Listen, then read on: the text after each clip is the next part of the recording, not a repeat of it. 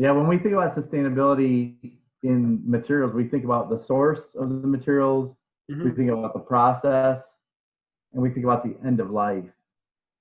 And so when you're trying to do something that's good for the earth, ideally, if you could cover all those bases, that's the best.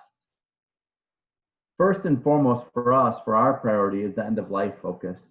And our end of life focus is like when something's done being used, we want it to be able to return to the earth, not be put into a landfill and endless filling landfills. And it creates good soil, and it's a circular life cycle.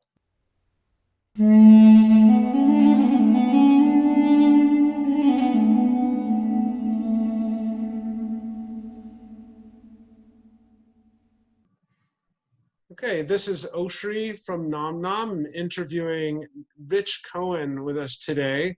He is the founder and creator of Elevate Packaging, one of the pioneer companies in sustainable packaging. He's been doing this for about 20 years or more now, and I just love this description read about him. Passionate about sharing ideas and innovative solutions with a mission to end the use of landfills while also re-enriching the soil to ultimately renew the planet. And that's really what we're about. And we've enjoyed, NaamNom has enjoyed using your labels for a few years now. And we're excited to take it to the next level of packaging and get something that looks even more streamlined. But I wanted to show people like the kind of packaging that you have. Here's just a sample bag. And okay, from outside, it looks kind of craft color. And okay, not surprising, that's compostable. But inside, there's this layer of, right, it's totally shiny and not anything that anyone would associate with compostable. I mean, it looks like a Mylar balloon. That's right, one of these things that's never going to decompose. And it's compostable. And not just biodegradable, and we'll get into what the difference is between that, those two things in the interview. But yeah, I just wanted to share how cool that is. And we really appreciate the possibility is out there. And when we started making our bars, I knew I didn't want to be adding more plastic. So really glad that we found you guys. And yeah, excited to chat more here. You want to let us know how you got started, your initial inspiration? Yeah. It's I mean, I always tell people that I hate packaging. I don't like packaging, and that's actually really how I got started because I don't come from the packaging world. My background's in computer science and strategy. And I used to work in the corporate world, and I took 1 year off because I wanted to study 1 year off from the working world. I took a sabbatical to travel around the world to circumnavigate the globe. And in doing that, I wanted to study Spanish and Mexican literature in Mexico, and then also go around the world and visit Asia and Europe and India and a lot of other places. So I did that, and while I was doing that, I was thinking about what I might do I want to create a win-win, something where I really enjoyed the kind of work I'd be doing, but also something that gave back and created a better world. And the notion of compostable packaging came to mind because I found these papers that were made from invasive species of plants instead of wood, and they're made from things like water hyacinth and mulberry plants. And I also found them making using some abundant materials like hemp. So I thought that would be really cool if packaging could be made that way. And that was back in 1999-2000 timeframe. And so the first iteration of the business really was developing that. And then from there, it went into using those papers for making labels. And then it kind of moved on from there.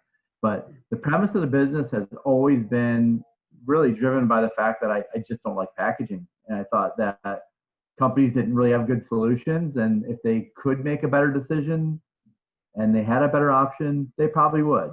And I knew there was a population of people like yourself that they didn't want to worry about having to re-engineer and create packaging. They just wanted something. They want to focus on what their business is about and create some products that have a full circle of mission that's holistic and organic and natural and all of that.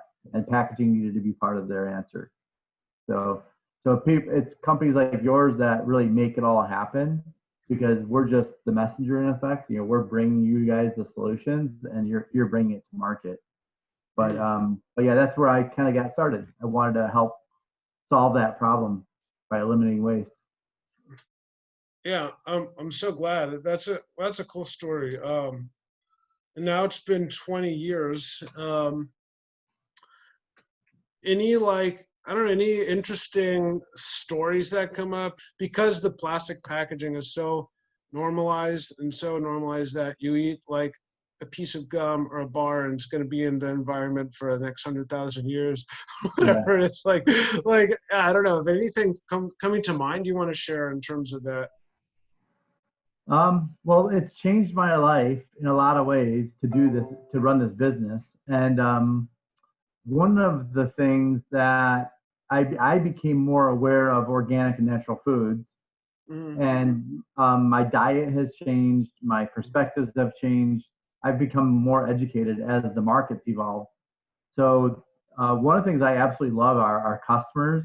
I mean, they're doing all these amazing things, also innovative, also progressive, also positive, also sustainable.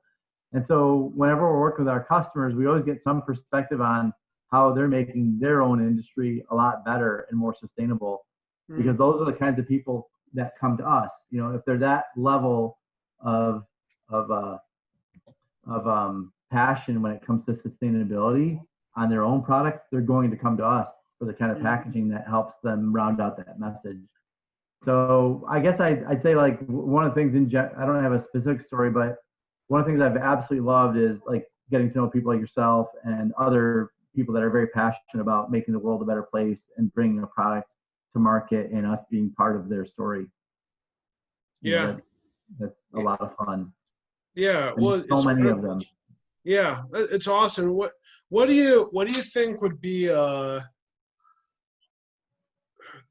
forgive me if I go off our orders. Well, so what do you think? Like, we were messaging the other day about, right, because I would like to go into there's one health food store I have in mind. I mean, I want to try to get more people on this sustainable compostable packaging. What would it take? I mentioned, like, I don't know the people from Cliff Bar, like, but if I did, I would love to, make that connection, because I want to see. I mean, how many Cliff Bars are sold? Right.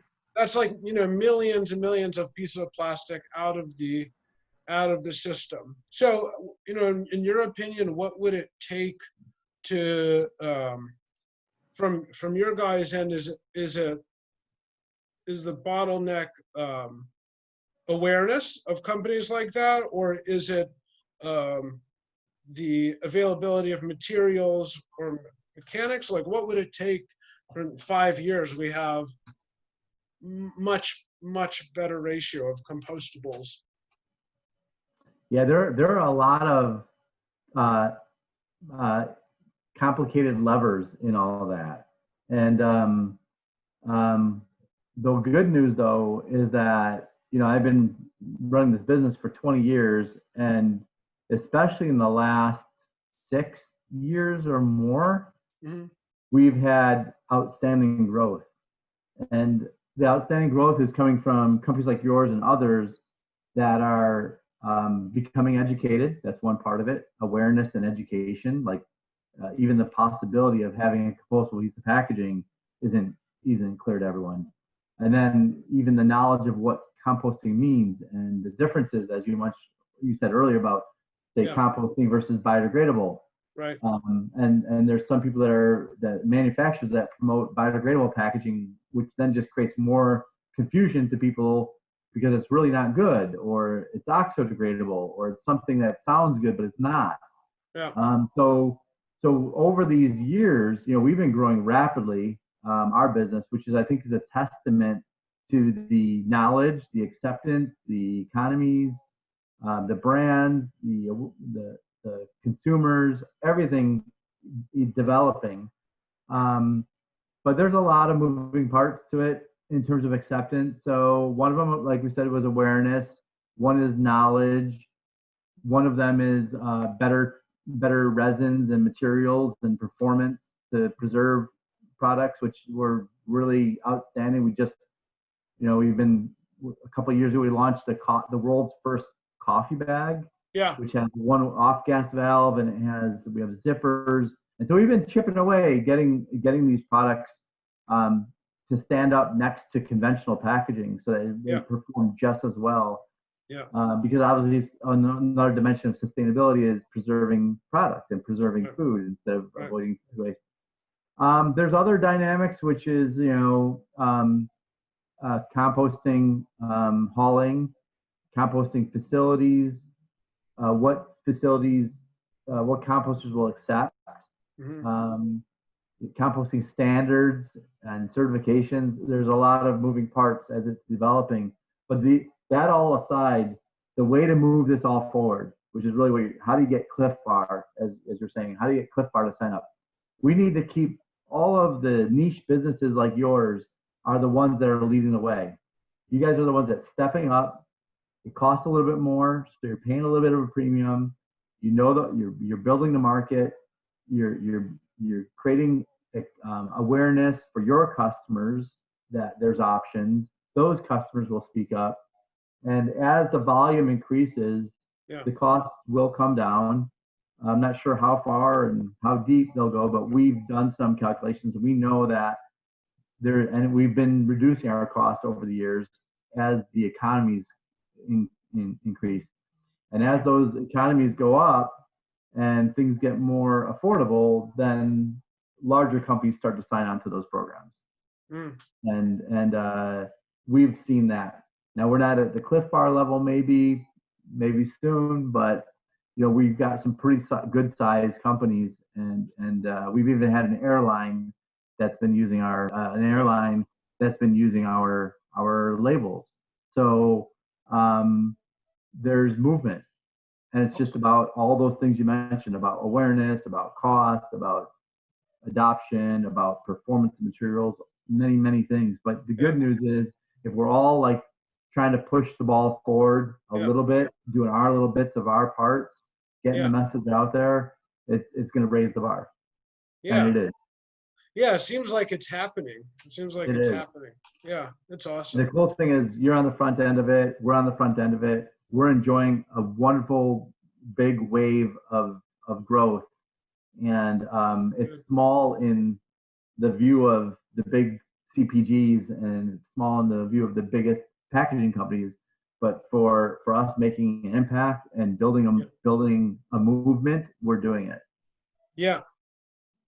Awesome. Thank you. Yeah.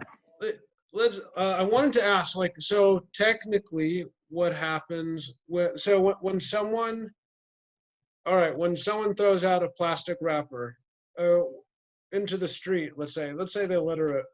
I mean, if they throw it out, it goes to a landfill, it can get recycled if they put it in recycling. If they just drop it into the street, I mean, what's the maximum time for plastic It depends on the type of plastic, but it can last a very long time, hundreds of years, thousands of years. Yeah, that's what I've heard. Yeah. And someone takes one of your bags, let's say, because one thing I hear people say is, well, people aren't going to bring everything to composting facility, right? But what happens if someone drops this out on the street, one of your bags? One of the things that we pride ourselves in is we don't like to spin a story, and we know that we're using best. For example, I know we're using best in class, world class raw materials, resins, films, adhesives, and we're actually producing the absolute best compostable product that you can have. So I don't mind explaining all that in detail, and it's important. We want to be transparent.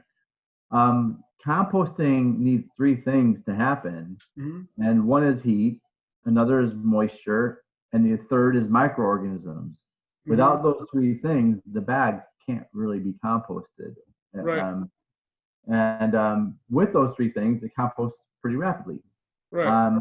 And you know, sometimes that's what you want. Like, you would not want to just have some water or heat only on those bags and something that starts falling apart. That'd be horrible if you were, you know, in a hot place like California and you had a lot of direct sun.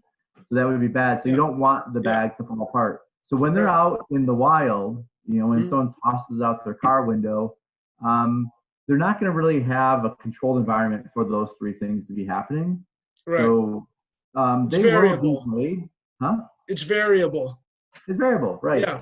Yeah. The amount of heat, the contact with microorganisms, the moisture, all that's not like in a controlled environment like a compost bin or a compost facility. So, I mean, I would still argue that it's better than plastic because it's when it biodegrades, it's not ecotoxic. Right. So it will take a while, though. I'm not sure. It's just going to depend on those conditions. I don't know if that helps. No, it's not ecotoxic. And I don't know, one thing that came to mind as you were talking too, and like I mean, if a leaf doesn't have those three things, it won't biodegrade either. You know, so like exactly. So I mean, what else could you? And if you bury it in the soil, then it seems like it has a pretty good shot of, you know, it's not like you need necessarily high-tech composting methods to be able to get it to work. So, yeah. I mean, ideally, we'd love people to put it into their home compost bin or you know, industrial compost. But yeah, without that, it's something that's when it breaks down and biodegrades, it's something that's safe for our soil and creates good soil. Yeah, that's so huge. You know, the inks that you guys are doing when you're on the custom, are they the same way? They are. All of the inks are certified compostable. So how did you? I mean, yeah. Can you speak to your process of not having no background in this, and then, I mean, you know an answer to all of my questions. So I mean, it's been 20 years, so it's been baby steps, you know. And like I said, when I first started out, I was really taking something very elementary, which was a paper made from water hyacinth or a paper made from hemp. In the very beginning, it was very elementary. We had papers that were made from things like hemp and water hyacinth and natural plants. And the process was really simple. So when I first started, I started out just learning about how paper was made, and there's just a handful of ingredients. And at that time, we weren't focused on certified compostable. We just knew it was organic and natural and safe. And we didn't use chemicals, and you know, we were very careful about the kinds of dyes we used. Food grade dyes if we colored the papers. That's kind of how I started. And then it evolved from there, because the next thing I did was to make a label, an adhesive label. And I knew that some people were promoting compostable labels, but the face stock was compostable. It was paper, which of course is compostable, or it was a PLA plastic, which is compostable. But the adhesives on the labels, they were toxic, and they didn't speak to that.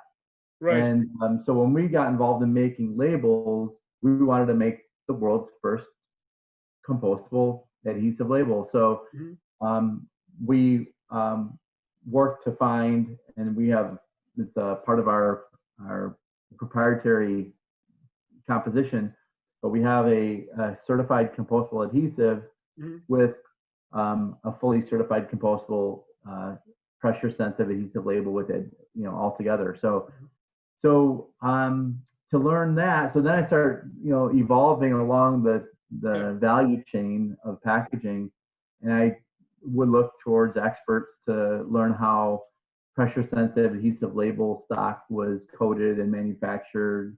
And it was really piece by piece. And then when we were doing labels, you know, I realized, you know, having a compostable label would be completely ridiculous to put it on a piece of plastic. So whoever's buying these labels must be putting it onto something compostable. Let's look at bags. And we started making very simple bags. Mm-hmm. simple bags that were made just with one layer of film, Mm-hmm. and just learning that way. And then from there, multi-layer complex bags, and then multi-layer bags that were in really dynamic structures like stand-up pouches with zippers, Mm-hmm. and figuring out the zipper. It's been one piece at a time. And the advantage that we have is that although the market's very small, we already know 100% of our customers are all into sustainability like you. You know, they're all really like all about their DNA of their business is all about being responsible, sustainable, and eco-friendly.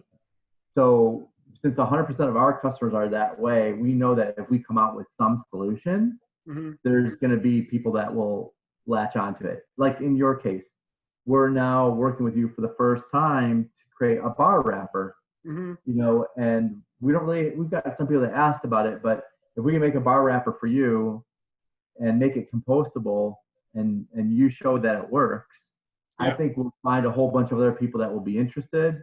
Yeah. And then that helps us build a whole new capability so that more bar wrappers can be compostable. And so that's why I tip my hat to clients like you guys, because, you know, together we're pioneers. Together we're figuring this out. You're taking risks. You're trying things out. And you're doing it for the same cause of ours, which is to make the world a cleaner place. Yeah. Yeah. And I mean, and for us, it's like the risk is not doing that. That's like the real risk, right? that we're steeped in. Yeah. Yeah. We are aligned in those values for sure. Yeah. I appreciate that. Can you speak a little bit to the difference between compostable and biodegradable? Yeah. So biodegradable speaks to, like, if there's a piece of material that's in the elements, it will biodegrade over time. Mm-hmm. But biodegradable doesn't speak to the conditions of the environment to biodegrade, and it doesn't speak to the time, like how long it might take. So, for example, a piece of wood, it's biodegradable, or a chair that's made of wood is biodegradable, but it might take 100, 200 years for it to really biodegrade, you know, and decompose, because it doesn't really speak to the conditions or the time. Okay. But also, and that's something that's natural. That could also be compostable, of course. But that same chair could have a lacquer on it. Right. That's not good for the earth. Right. But all that might still decompose and biodegrade. Right. But that doesn't mean it's compostable. Right. Compostable speaks to the fact that it shouldn't be ecotoxic, and it should biodegrade into material that's good for the earth.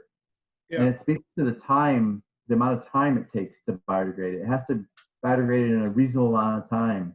Yeah. And so and also it shouldn't have like a certain amount of heavy metals mandated by the government as to be not safe. So those are three big parts of something that's compostable. And that's all managed through ASTM standards, which is there's ASTM D6400 and D6868, which are two that we reference a lot. And then in Europe, it's EN 13432. That's the standard for them. And those standards define what it means for something to be compostable, which is the safe part, and how you test for it. And then from there, there's certifying agencies to prove that the tests were valid, and third-party groups that could test all that. So that's the difference between compostable and biodegradable speaks to something that's actually going to decompose in a reasonable amount of time, that's safe for the earth, versus something that it could even be a plastic. It'll fall apart eventually. It'll decompose eventually. Who knows how long? And it's certainly not good for our earth. Right. Okay. So people that don't know that nuance, they could be tricked by marketers that speak only to biodegradable. Because those marketers might know that difference, and they might intentionally only speak to the word biodegradable, knowing that the audience that's reading it might think that sounds good, because it sure sounds good. It does, It doesn't complete the picture. Right. Okay. So it's not necessarily good for the earth. if it's biodegradable. It just means it won't last forever, which nothing does. So Right. That's right. how about, okay, if someone's interested in sustainability, could be sustainable packaging now, I mean, or it could be, I mean, from the sense I got from what you shared, like this is the best way that you found from your angle to help the earth, and this is your focus. I mean, would you, so what would you, someone who's like a bit earlier on, doesn't have 20 years behind them, and is like, what can I do for this planet? And they're like looking around at all the things that amazingly we haven't even touched on during this interview while we've been on like quarantine for months, you know. Where would you guide someone to find something worth putting 20 years into plus? Well, when we think about sustainability, I don't know if this is answering your question, but I'll Yeah. give It was a weird question. I don't know if I said my question right, but yeah. Yeah, when we think about sustainability in materials, we think about the source of the materials, we think about the process, and we think about the end of life. And so when you're trying to do something that's good for the earth, ideally, if you could cover all those bases, that's the best. First and foremost for us, for our priority, is the end of life focus. And our end of life focus is like when something's done being used, yeah, we want it to be able to return to the earth, not be put into a landfill and endless filling landfills, and it creates good soil, and it's a circular life cycle, you know. Yeah. Zero waste. That's what they talk about, right? So that's our first priority. Our next priority after that. So end of life can take different shapes. It can take composting, which is what we believe in. We believe strongly that that's the best way. It could be recyclable. Yeah. It could be reused. You know, reduce, reuse, recycle. So it could be reused. It could be something reusable or recycled. But we focus only on compostable. We believe that's the way that the world's going to be. We can engineer the world to work in that way. It's the best way possible. The other parts would be on the front end of the cycle, which is where you're getting materials from and sourcing them responsibly.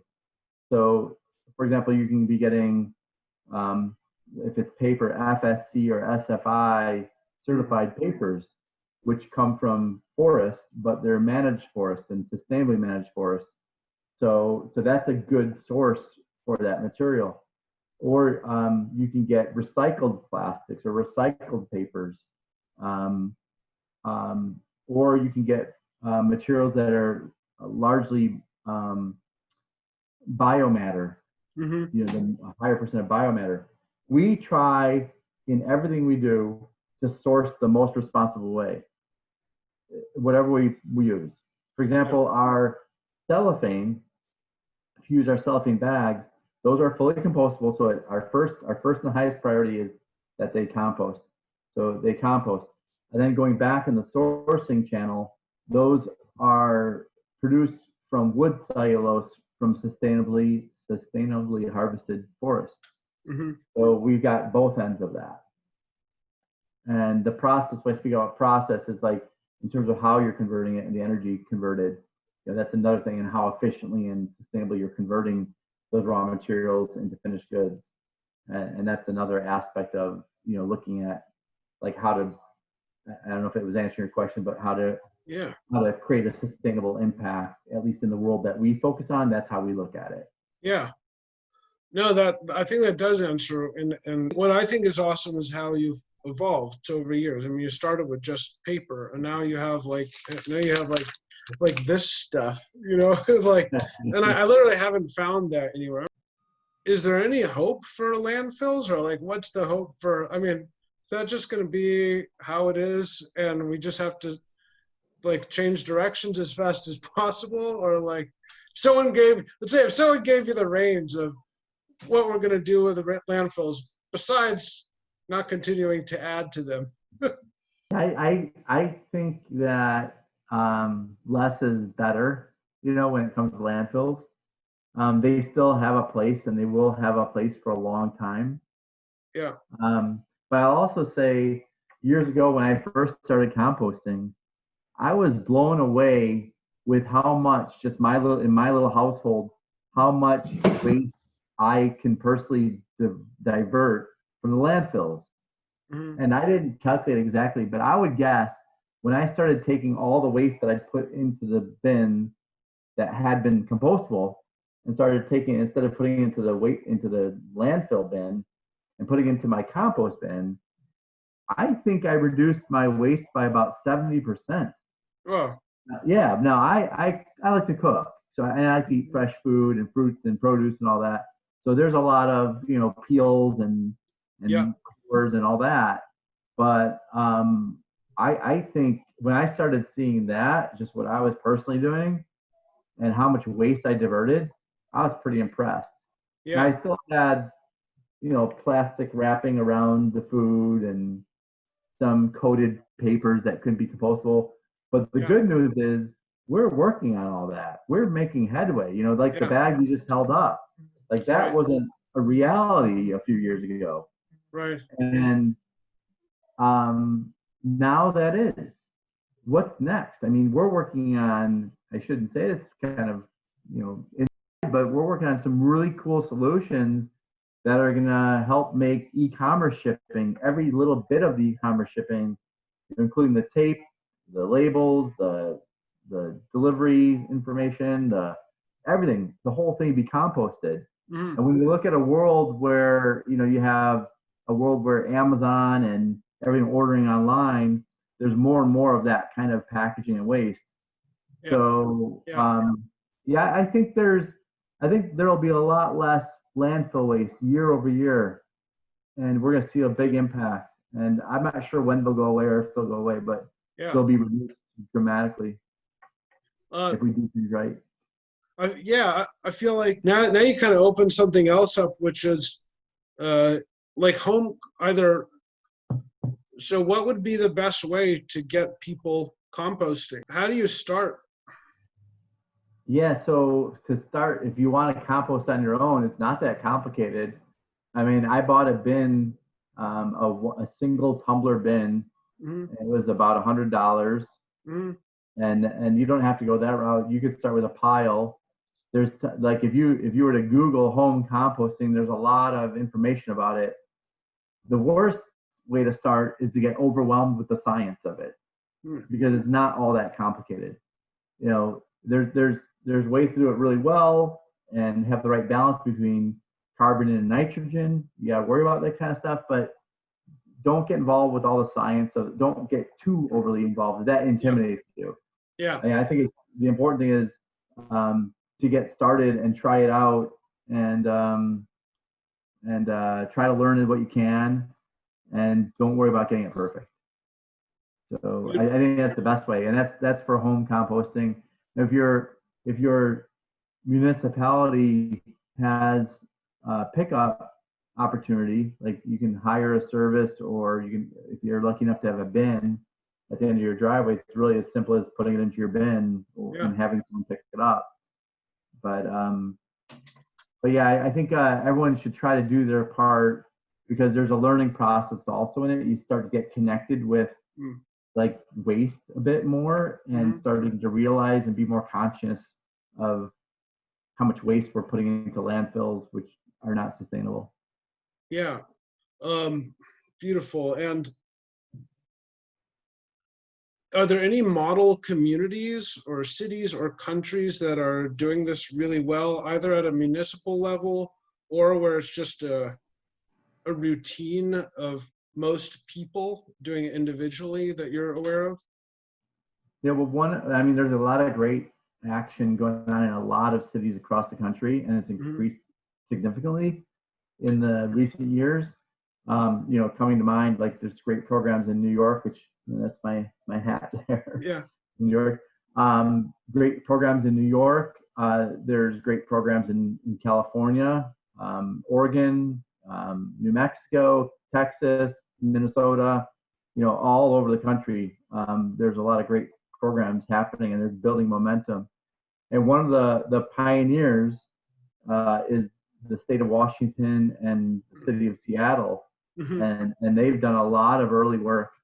Some of their work has been even approved upon, like as Seattle stepped out and Washington stepped out to lead the way.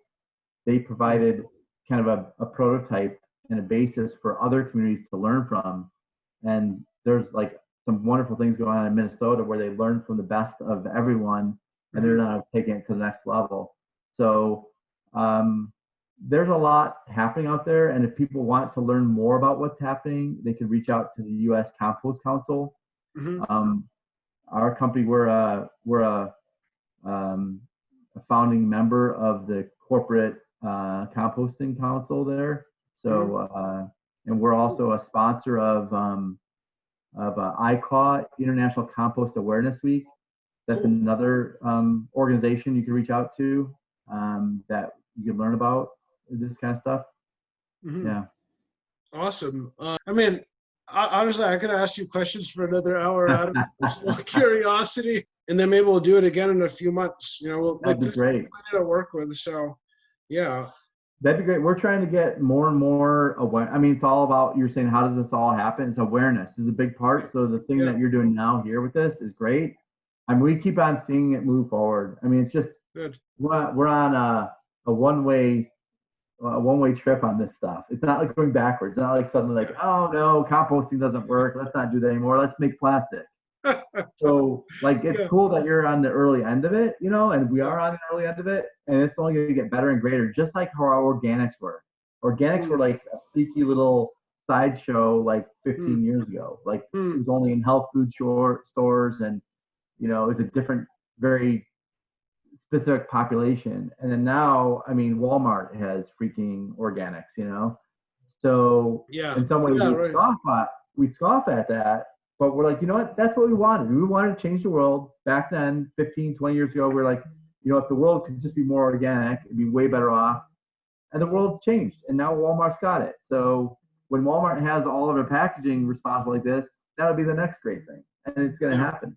Yeah, I believe it. And well, we're looking forward to just being a part of the journey with you. And I'm going to, all right. Well, thank you so much for joining us today, and we'll stay connected. I'm really, really grateful to have had this conversation. Likewise. Thanks for inviting me, Oshri. It's a privilege. We'll be in touch. Yeah. Take care.